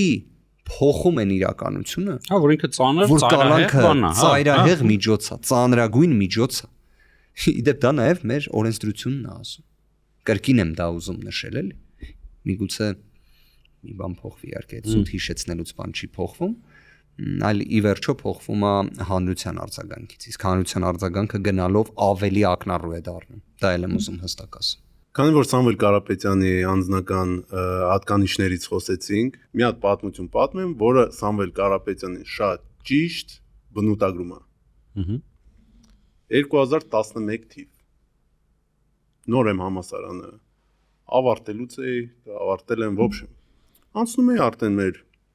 գործին, շատ ջահել էի։ Առաջի պրոյեկտներից մեկը, որը ինձ տվել են, որպես ես կառավարեմ, եղել է Սոչի նավահանգիստը։ Թազա նավահանգիստը, որը ստեղծում էին օլիմպիական խաղերի համար։ 14-ին էր, չէ՞։ 14-ի Սոչի օլիմպիական խաղերի համար։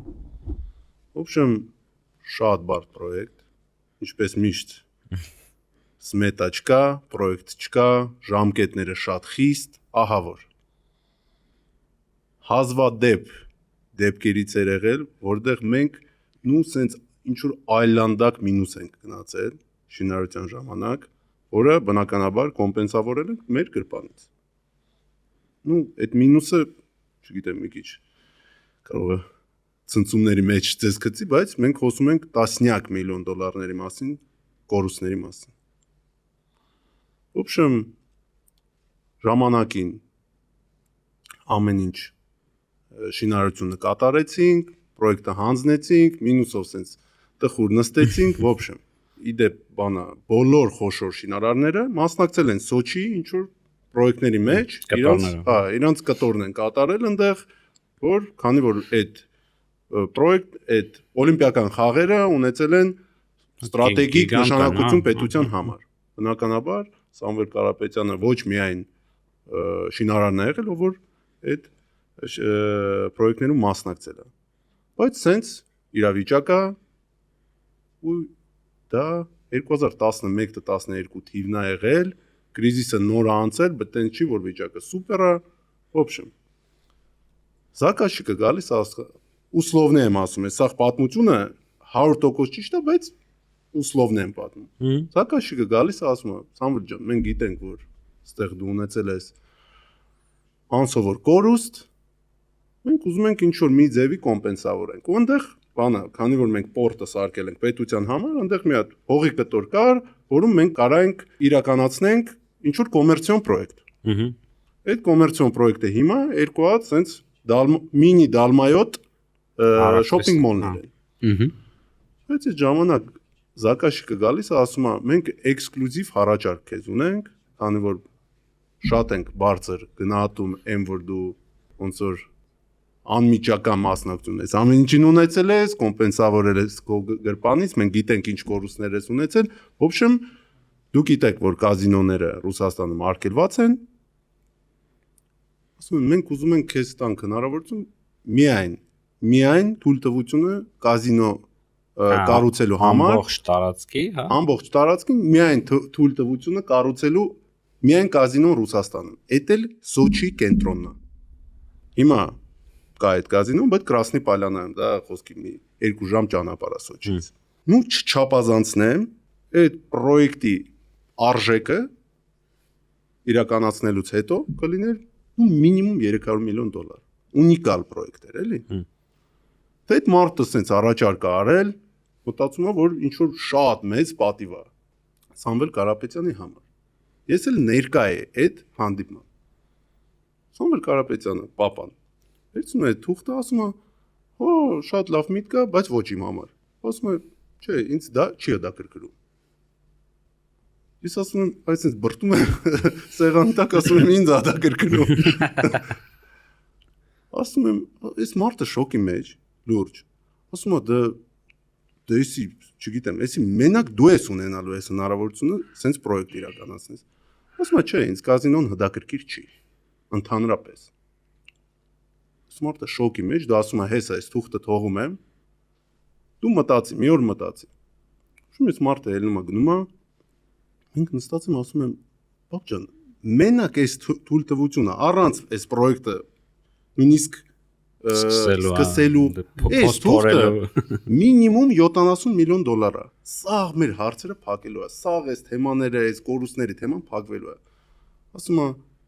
հայ տղա, ես քո համար եմ հրաժարվել։ Ես ասում եմ, ո՞նց իմ համար, ես մի 20 տարեկան եմ։ Ասում է, հա, բա ինչ օրինակ եմ ես քեզ տալու։ Եթե մենք կառուցում ենք կազինո ու աշխատում ենք փող, դա նշանակում է, որ այդ աշխատած փողը ինչ որ մի մարդու կորուստն է։ Պետք է բանը։ Ճիշտ է դա։ Հա, չէի մտածի։ Կորուստն է, որը ոչ մի դրական բան այդ մարդկանց չի բերում։ Նաև ընտանիքներ է քանդում։ Կյանքեր է քանդում։ Եթե ես սրանը հիմա համաձայնվեմ, ինչ օրինակ եմ ես քեզ տալու։ В общем, պատասխանատվությունը իմ վրա է գցել, որ հրաժարվել է։ Ասում են, գոնե այս թուղթը ծախենք, այս թույլտվությունը ծախենք։ Ասում եմ, չէ։ Ասում եմ, ինչու։ Ասում եմ, չէ, քանի որ ես ունեմ հնարավորություն, ասեմ, չէ։ Փողը գնում է, գալիս է, իսկ արժանապատվությունը այնպես բան է, որ դու չես կարա ծախես։ Դիետը մի բար ստեղ չափազանցած է եղել, ամոթ ինձ։ Սա իրականություն է ու այդ տարիքում ինձ շատ պետք էր sense օրինակ։ Շատ պետք էր sense օրինակ, որ ես հասկանում որ փողը դա ամենակարևոր բանը չի կյանքում, էլի։ Ինչ որ պրինցիպներ կան, ու այդ պրինցիպների հետևանքը մենք նույնիսկ հիմա ենք տենում։ Հա, հետևանքն է տեսնում ենք։ Քանի որ մենք դրեք ջան, սկզբում մի հատ ցած Փեթեր Զատրավկա արեցինք, որ հետաքրքիր բան է սպասում, առաջարկում եմ մի հատ փոքր խաղ խաղանք քո հետ։ Քո մասնագիտական կարողություններն էլ օգտագործենք այդ խաղի համար։ Ես մի քանի հատ արտահայտություն կարդամ, կփորձեմ մաքսիմալ նեյտրալ ձայնով կարդալ, որ որևիցե համընկնումներ կամ հնարավոր նմանատիպ կարծիքներ չձևավորվի։ Դու էլ կասես, ինչքանով է դա օրենքին համահունչ կամ մի քիչ սահմանահատում է։ Պատրաստ։ Գնացինք։ Պատրաստ, փորձենք այս բանն էլի նեյտրալ պահնա։ Ուրեմն տես։ Ով ժողովրդին անվանակի լեզուն կկտրենք, ականջներն էլ հետը։ Այո, սպառնալիք եմ հնչեցնում։ Կարծես հայտարարության մեջ հենց իրավական հարցի պատասխանն էլ կար։ Նույնիսկ այսինքն ինքնախոստովանական կար։ Ինչ կարծիք ես։ Ոնց որ մի քիչ կա, չէ՞։ Միանշանակ, այսինքն նման դեպքում քրեական վարույթ պետք է նախաձեռնվի, թող հետո դատարանը որոշի մեղավորության հարցը։ Այսինքն կարանք սենց ձևակերպենք, այս դեպքով քրեական վարույթ պետք է հարուցվեր, այո։ Իդեպ հենց խոսքի մեջ էլ նույնը հենց նույնիսկ խնդրանք է ներկայացվում, որտեղ եթե ասում ես այո, դա սպառնալիք է, Գնացում ես քրեական գործ հարուցեք։ Okay, մյուսը Իսկ Նելսոն Մանդելայի խոսքերն են, թե ոչ։ համարը։ Ասի, կարող է ինչ-որ համընկնի հայտնի մարդկանց հետ, բացի Տարոն Չախոյանից, ինչպես նշեցին, բայց ուրեմն նստի տեղդ արա է համբալի մեկը։ Ես զգում եմ քո դեմքից այդ ծանր հարցեր եմ տալիս, բայց պետք է անջան խաղա։ Գիտեք, ես էլի կասեմ Ժորժ ջան, ես համարում եմ հանրային դիսկուրսում, հանրային խոսքում sense տեսակ արտահայտությունները ուղղակի ամոթ է։ Էսի ամոթի տակ գցեցիր։ Հա, ավելի շատ։ Մյուսը, դրանց սաղին բռնելու եմ, շինեմ։ Այդ արտահայտությունը լավ։ Այս ինչ որ սեքսուալ Կարող է համատեքստը։ շինարարության հետ է կապված, չգիտեմ, թող արամ մեկնաբան։ Այդ արտահայտության հեղինակը գիտեմ ով է։ Այդ արտահայտության վերաբերյալ 2021 թվականին Սահմանադրական դատարանում ուղիղ մեջբերում եմ կատարել եւ ամենահետաքրքիրը նա էր, որ ամենայն լրջությամբ եմ ասում։ Սահմանադրական դատարանում նիստին մասնակցող այլ գործընկերները, այդ թվում դատախազությունից, ասացին, որ այս արտահայտության մեջ որևէ իրավական խնդիր չեն տեսնում, որովհետև դա հանդիսանում է սուր խոսք քաղաքական գործչի կողմից։ Լավ, մոտս շատ է։ Ես այդ կարծիքին չեմ, իդեպ։ Ես այն կարծիքին եմ, որ ստեղ եւս իրավական լրջագույն խնդիր կար։ Առավելևս երբ դա հրապարակայինորեն էր ասվում։ Լավ, ասում եմ սահմանափակենք շատ է, էլի իրականում ժամանակը Մի հատ էլ ասա։ Մի հատ էլ ասեմ։ Ռոտերդամին անվանափոխենք Ռոտեր վզյացով։ Էս իմպրովիզը, էս սխցրել եմ։ Ինչ որ գեոգրաֆիայի հետ կապ։ Ոստեմ հնարավոր է թե չէ։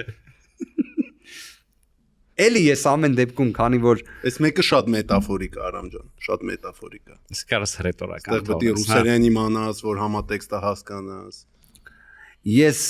մոտավոր համատեքստը պատկերացնում եմ նաև ընդհանուր իրավիճակը, կրկին այդքան էլ դրական չեմ վերաբերվում։ Ընդհանրապես ես կարող է էլի ուտոպիստական է հնչում ասածս, բայց ես հավատում եմ, որ որոշակի աստիճան հարգանքը վերականգնվի Հայաստան, որովհետև մենք ընդհանրապես են հային բնորոշ գծերից մեկը որն է, չէ՞։ Հարգանքը։ Հա, հարգանքը մեծերի նկատմամբ, հարգանքը կնոջ նկատմամբ, հարգանքը երեխու նկատմամբ, հարգանքը ընդհանրապես շատ հայեցի երևույթ է։ Դա նաև կարմիր գիծ գծող բան է,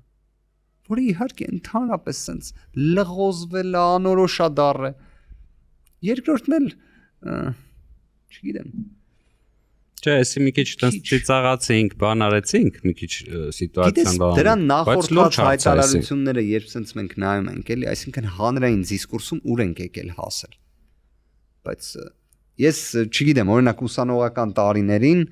երբ ուսանողական խորհրդում նաև բավականին ակտիվ էի մեր ֆակուլտետի նաև, ես հիշում եմ մենք տենց լուրջ բանավեճեր էինք ունենում, դուք ով խոսում էինք եւ այլն։ Ես հիշում եմ, որ ընդհանրապես միշտ ձևը նա էր, մի պայից ինչ որ դրա տրամաբանությունը կար, որ երբ ոստիկանը օրինակ քաղաքացու հետ խոսում էր դույով, դե ճանապարհային ոստիկանների դեպքում դա շատ էր լինում, էլի, որ աչքաշի կանգնի ախպեր բան, ապեր բան եւ այլ։ Ոնց էր, չէ, այդ դուքով է պետք խոսել եւ այլ։ Հիմա այս հայտարարությունների մասը մեզ շատ տխուր տեղ է բերել։ Բայց իդեպ ես օրինակ համոզված եմ, որ այս ամբողջը ժամանակավոր է։ Որոշ բաներ կա, որ ուզես չուզես հելի հետ է բարձրանալու։ Ես համարում եմ դրանցից մեկը այդ նույն հարգանքն է, ազգային մեր բնութագրող գծերից են դրանք։ Դու համանասկզբից էլ ասացիր, տարօրինակ այս ամեն ինչի մեջ էնա, բարձր այնտեղ հավիձվի պատմությունա մենք դրան ենք գալու, բայց ի վերջո ոնց որ թե այդ մշակույթը ամրապնդելը առնվազն չասենք ստեղծելը, չնայած այդտեղ էլ կարանք խորանանք, եղել է հենց իշխանության ներկայիս կողմից, որոնց փոքրիկ խմբակը, իդեպ էլի, եկեք մի հատ այս թեման ասում փագենք մի հատ, մարսենք էլի։ Մարդիկ նեղանում են, իրանց ասում են փոքրիկ խմբակ, ասում են դուք ոնց եք համարցակվում մեզ, ժողովրդի կողմից այսքան քվե հավաքած ուրեմն մարդկանց անվանել փոքրիկ խմբակ։ Ես այդտեղ ձեզ էլ եմ ուզում այդ հարցը տամ, էլի, այստեղ բարոյական, իրավական եւ տրամաբանական շերտեր կան, էլի։ Հիմա պատկերացնենք, էլի, կա իրավիճակ, երբ կուսակցությունը, դաշինքը, չգիտեմ, մարդիկ գալիս են ժողովրդին, ասում են ժողովուրդ ջան, դուք ձեր ձենը ինձ տվեք, ձեր քվեն, ես դառնամ իշխանություն, այս բաները խոսք եմ տալի կանեմ։ Այս իմ ծրագիրն է։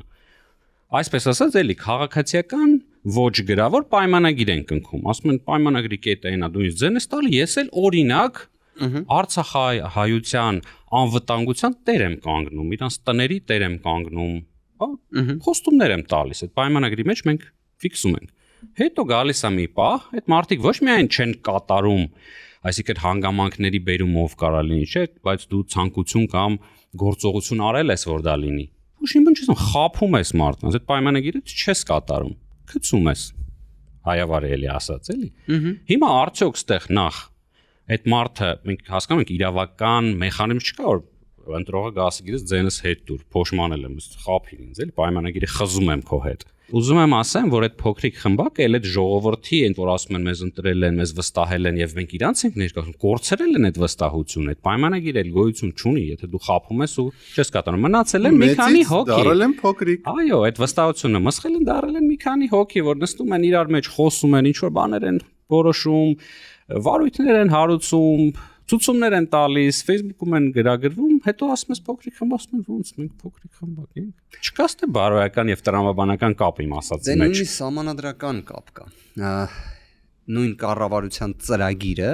որը նախընտրական ծրագրին հաջորդած առաջին փաստաթուղթն է։ Այսինքն նախընտրական ծրագրով մասնակցում ես ընտրությունների, ըստ արդյունքների, պայմանական X թե Y թե երրորդ ուժն է հաղթում, իրանք պետք է ներկայացնեն արդեն իրենց կառավարության ծրագիրը։ Կառավարության ծրագիրը պետք է հավանություն ստանա ազգային ժողովում։ Այսինքն իրավական կոմպոնենտ կա, նույնիսկ սահմանադրաիրավական։ Երբ այդ ծրագիրը չի կատարվում կամ այդ ծրագրի դրույթներին ճիշտ հակառակ գործողությունն է կատարվում, ժամանակակից ժողովրդավարական դեմոկրատական երկրում դա իրենից ենթադրում է հետևանք։ Առաջին ամենաբնական հետևանքներից մեկը դա կառավարության հրաժարականն է։ Այսինքն, եթե ծրագիրը չի ստացվում, ինչ պետք է ինքը տանես, պետք է հրաժարական տաս։ Տարբերակ 2, դա դառնում է ներքին քաղաքական, այսպես ասած, process-ների հիմք։ Տարբերակ 3, ժողովուրդն է իր որոշակի վերաբերմունքը դրան արտահայտում։ Իդեպ, այս երրորդ կոմպոնենտի վերաբերյալ ամենից շատն է շահարկումները։ Իհարկե, ինչ որ իմաստով հիմա քաղաքական լրիվ հանգամանքի են անդրադառնում, բայց ես հասկանում եմ, որ երևի թե Հայաստանում երևի չկան մարդիկ կամ շատ քիչ են մեր այն հայրենակիցները, որոնք ընդհանրապես չեն զբաղվում քաղաքականությամբ։ Դա լավ կամ վատ, բայց դա է մեր իրավիճակը։ Այսինքն մենք նենց տեղում ենք հիմա կանգնած, նենց իրավիճակում ենք, որ բոլորն էլ որոշակի իմաստով քաղաքականությամբ են զբաղվում։ Լավ օրից չի, որ այդտեղ ենք, բայց դա է։ Հիմա ես ինչ որ մի ժամանակահատված ակտիվ էի քաղաքական հարցերում, հետո իհարկե որոշակի իմաստով կասեցրեցի այդ ակտիվությունս վերադառնալով փաստաբանական գործունեության, հիմա ուզեմ չուզեմ այս հարցին պետք է պատասխանեմ։ Հիմնական թիրախը եթե նկատել եք, որն է ընդգծվում իշխանությունների կողմից, ասում են, բա ժողովուրդը մեզ չի հեռացրել, հետևաբար ով ասեց, որ կառավարության ծրագրի այդ աստիճան խախտումը իրանք ընդունում են խախտումը, բայց ասում են, քանի դեռ ժողովուրդը հեղափոխություն չի արել,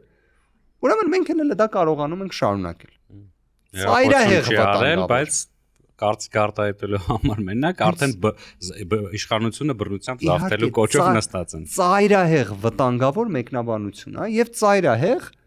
անարդար, որտեղ եթե դու ասում ես դե ժողովուրդը թող հեղափոխություն անի, բայց դեպքում օրինակ ոստիկանները ինչի են մի քանի րոպեում գալիս բոլորին ֆիզիկական ուժ գործադրելով տանում բաժիններ։ Բայց եթե պետքա ժողովուրդը հեղափոխություն անի, ո՞նց է ստացվում, ով դրա մասին նույնիսկ խոսում է հիմա քրեակատարողական հիմնարկներում է։ Բա ո՞նց է ստացվում, որ ով դրա մասին չի խոսում, բայց հանրային հեղինակություն ունի քրեակատարողական հիմնարկում է։ Դա ազնիվ չի տենց ասելը։ Այն որ մեր հասարակության մեջ ժողովրդյան կա վախի մթնոլորտ, դա ակնհայտ է։ Բայց ոչ էս ոդկասթի ստուդիա։ Հա, դե բնական է։ Բայց այն որ մեր հասարակության մեջ ընդհանուր կա այդ վախի մթնոլորտը, ազնիվ է դա։ Այսինքն ես չեմ կարող օրինակ մեր հայրենակցին ասեմ, ինչի ես վախենում։ Որտեվ կարա ինքը մի քանի պատասխան տա, ասի ախր ստացվում է հիմա օրինակ մի հատ բիզնես ունեմ, հենց մի քիչ ակտիվ լինեմ քաղաքական իմաստով, հարկայինը գալու է ստուգում անի։ Օրինակ։ Բայց երբ նժարին դնում ես մասշտաբը հարցերի, որ այսօր Հայաստանի Հանրապետության առջև կանգնած է, դու հասկանում ես, որ նույնիսկ եթե հարկային ստուգման գա, դրանից չպետք է դու վախենաս։ Հիմա իրականում Արարատից էինք, չէ՞ խոսում։ Հիմա լավ, հիմա Արարատն է, Մեսրոպ Մաշտոցն է դառը թիրախ, եկեղեցին է թիրախ, լավ, սենց ինչքան։ Այսինքն մենք հաստատ որպես հասարակություն ունենք կարմիր գծեր, բայց նաև որպես հասարակություն էլ, այո, եկեք անկեղծ լինենք, ուզում են մարդիկ ապրեն խաղաղ եւ լավ։ Արդյոք հիմա ապրում ենք խաղաղ եւ լավ։ Հասկանում եք։ Ռետորիկ հարց է։ Այո, ու քանի որ Լավ նոտայի վրա պետք է վերջացնենք, որ հյուր ունենք։ Ման բան է։ Հյուր ունենք, ասում են, հյուրին դատար ձեռով չճանապարհենք։ Դատար ձեռով։ Դա պոլիչուդես նայել եք իսկի։ Իհարկե։ Մենք շատ ոգեշնչված ենք։ Այդ Ինձ թվաց շտոկձե կագդայով կարող լինի, այն շտով չորնամ ящик։ Պրոստը բան է, անցյալ ոդկասթում Նարեկին ոչ մի բան չնվիրեցինք, Դրա համար չեկավ։ Հիմա Սովորում ենք ուղղենք այդ սխալը։ Ամջան ես քեզ, ուրեմն չեն կարող չանդրադառնալ, այսօր խոսացինք։ Սա հայտնի ուրեմն դատավորի քո ճակերտների մեջ սիրված դատավորի top 10 կամերային ցույց տան։ կորան կալանքի որոշումների ինչա ժողոված է։ Հատուկ համար հավաքել ենք, իշերը չենք քնել, որ հանգարց եթե ադրենալինի պակաս լինի, հանգարց այդ կոմֆորտ զոնայի մեջ լինես ուզենաս դուրս գաս, ընդարձես։ Ես եթե թույլ տաք նախ իհարկե ցանկացած նվեր երբ տալիս են առաջինը պետք է ասել շնորհակալություն։ Այնտեղ հեծանիվ էլ կա, Արամ ջան, դուրս հեծանիվ է կանգնած։ Դա երկրորդ նվերն է։ Դե նախ առաջին նվերի համար սկսեմ, հա, դե շնորհակալություն եմ հայտնում։ Բայց մի բան էլ հարցնեմ, որտեվ միշտ նվերի հետ կապված ասում են մոտեցումը, թե ինչ պետք է անես նվերի։ Օրինակ եմ խոսքա, չէ, նվերը նվեր չեն տալի, բայց այդտեղ բայց կա։ Ասում է բացառությամբ են դեպքերի, եթե նվեր տվողը ասում է կարաս տա նվեր տաս, որտեվ կարող է դուրդ չգա։ Հիմա մի հատ ուզում եի հասկանալ, ես ազատություն ունեմ նվերը լիարժեք տնօրինել։ Կարակ վառեք, ուզում եք գցեք դեն, ամեն ինչ կարակ անեք։ Ես օրինակ, եթե ընդունելի լիներ, բայց կարակ ասեք вообще, էսի ինչ է, կարակ արտակ։ Արմեն Համլետի Դանիելյան top 10 կալանքի որոշումների ժողոված։ Այո։ Այս որոշումներից մի քանիսին իսկապես որպես փաստաբան մասնակցել եմ ու անկեղծ Արմեն Դանիելյանը գիտեք չէ որ Վճռաբեկ դատարանի դատավոր է դառել, այսինքն ինքը պաշտոնի բարձրացում է ստացել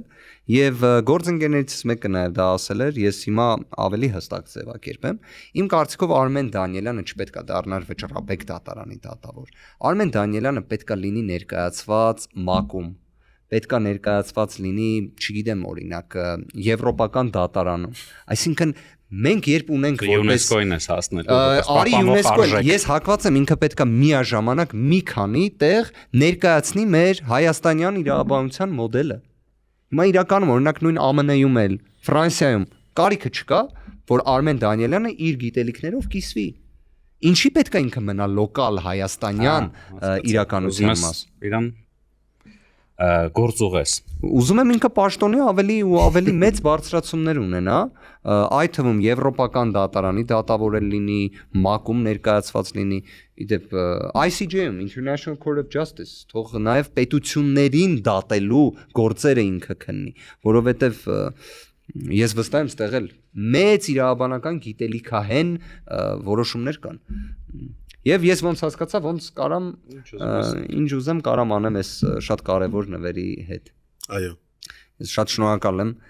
Վստահ եմ մեր փաստաբանական համայնքն էլ կուզենար, եթե կարանք իրանց էլ տանք այս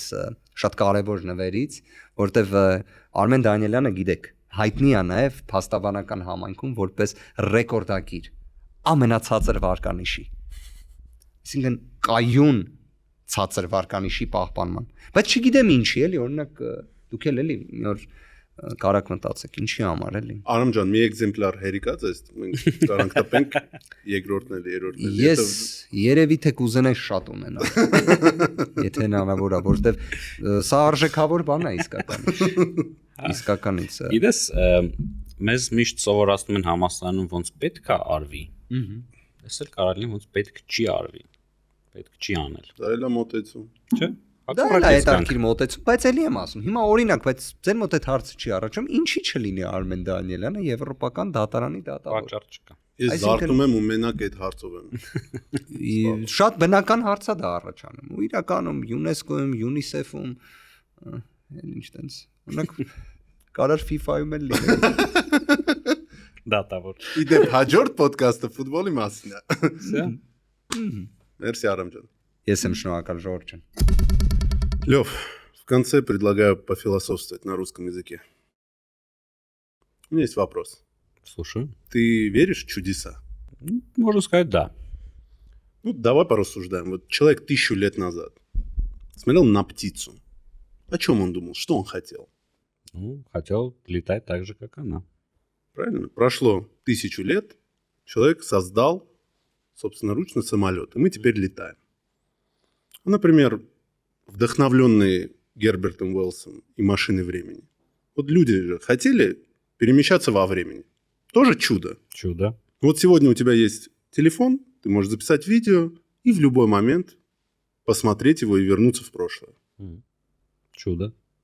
Сделал человек это, то, что хотел? Или, например, эликсир молодости. Миллионы людей мечтали о том, чтобы выпить какой-то напиток и жить вечно. Или продлить себе молодость. Люди придумали антибиотик, пенициллин, который позволил миллионам людей, ты представляешь, какая была раньше смертность, люди едва доживали до 50 лет. Сегодня в Японии, я недавно прочитал, более 100 тысяч человек, которым более 100 лет.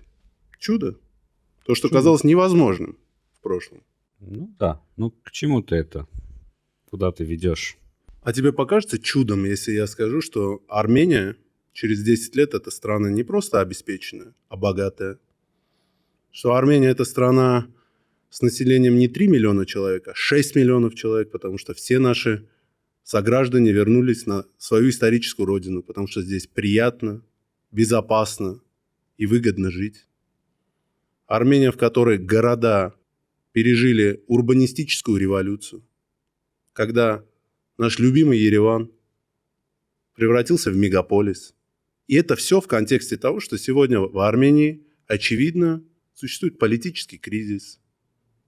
Мы вошли в эпоху ненависти всех ко всем, ненависти друг к другу, к ближайшему своему. Сегодня это кажется чудом. Я хочу тебе гарантировать. Я не надеюсь, что мы это сделаем. Я не предполагаю, что мы это сделаем. Мы это сделаем, черт возьми. А как мы это сделаем? Вот так.